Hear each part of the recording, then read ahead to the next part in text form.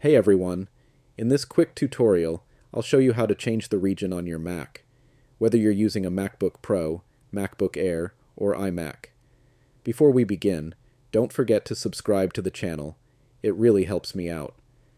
Alright, let's get started. First, go to the top left corner of your screen and click the Apple icon. From the drop-down menu, select System Settings. Once you're inside the settings, it may open to the General section by default. If not, just click General in the sidebar. Now, on the right-hand side, scroll down and select Language and Region. Here you'll see your current region listed, for example, United States. To change it, click the region drop-down and choose the country or region you'd like to switch to. Let's say United Kingdom. Once selected, your Mac will automatically update settings like date and time formats, calendar type, temperature units, measurement system. You'll also have the option to switch your primary language to match that region, such as English UK. You can choose to restart later or apply changes immediately.